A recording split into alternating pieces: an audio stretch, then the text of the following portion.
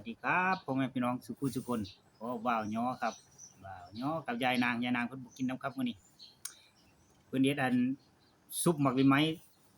ให้บ่าวย้อกินพี่น้องเอ้ยหมักลิไม้หั่นแซ่บคือกันเด้อพี่น้องซุปก็ได้บ่ว่าแต่ก้อยแต่ลาบซุปก็แซ่บ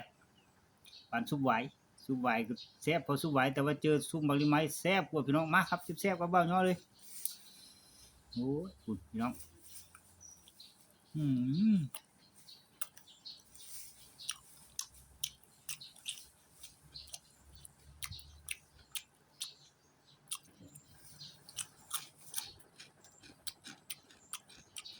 ผมมันล้ำอยู่หน่อย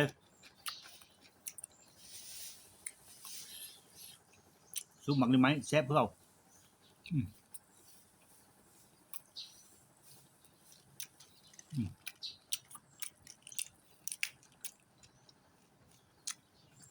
ผักเบาเนาะกับมีมะเขือมะแตงครับผักกาดขาว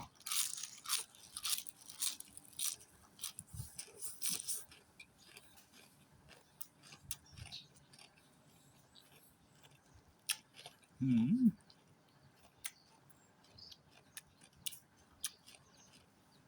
คือฝากผมจะให้ฝากพี่น้องอืม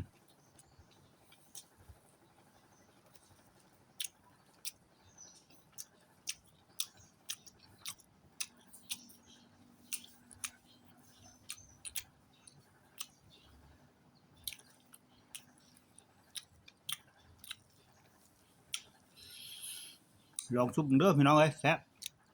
อืม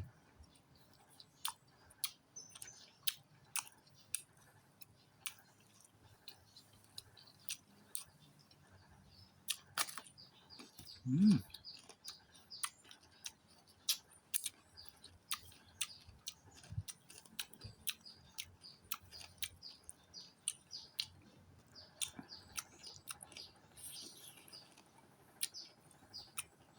อืมเนาะ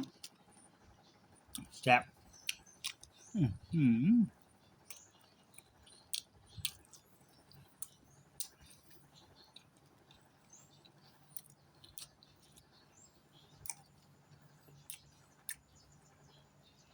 อืม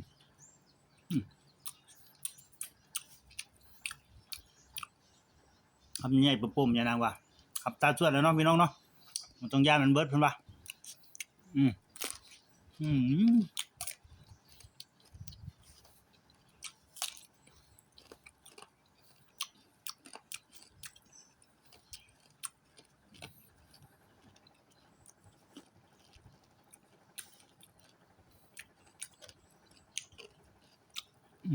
อืม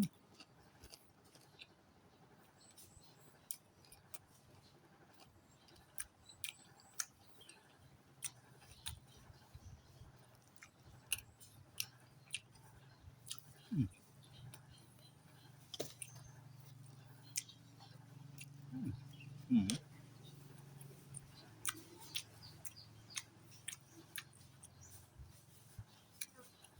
อืมลมพัดดีพี่น้องเอ้ย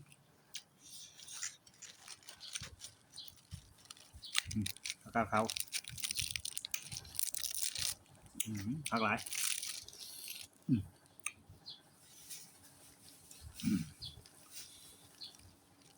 เหนียวตุ้ยๆเนาะพี่น้องเนาะอืม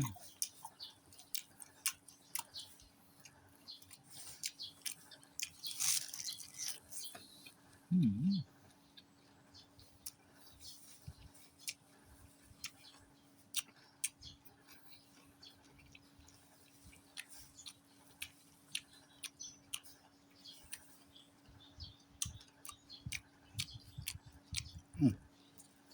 อืม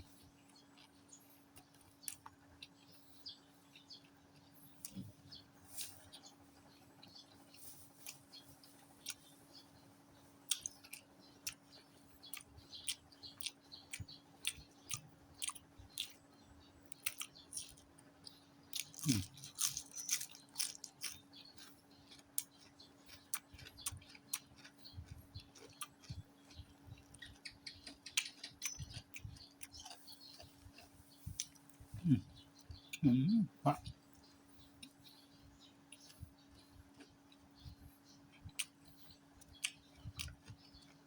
มะเขือกับพวกคักพี่น้องเอ้ยมะเขือกันยังอ้อ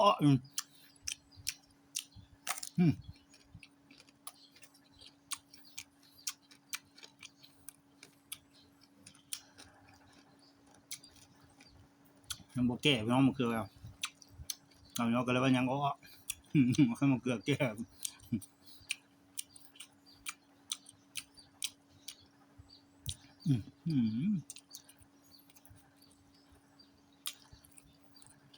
แซ่บพี่น้องกลุ่มลำ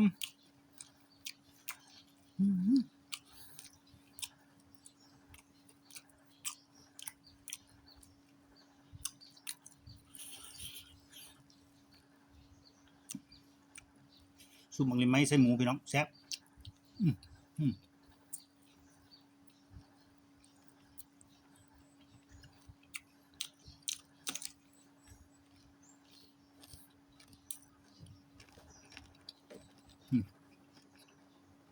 แจ้งบุรีคำ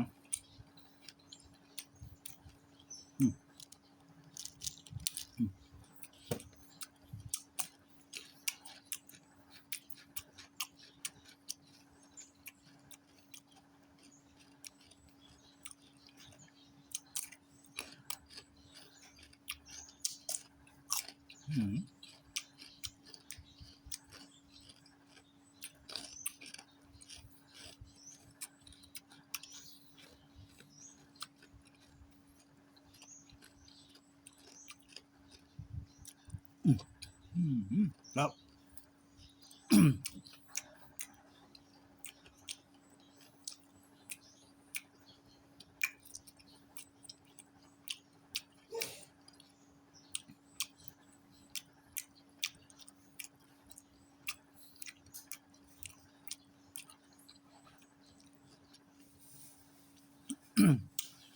คลิปนี้เบ้าย้อก็ได้อัน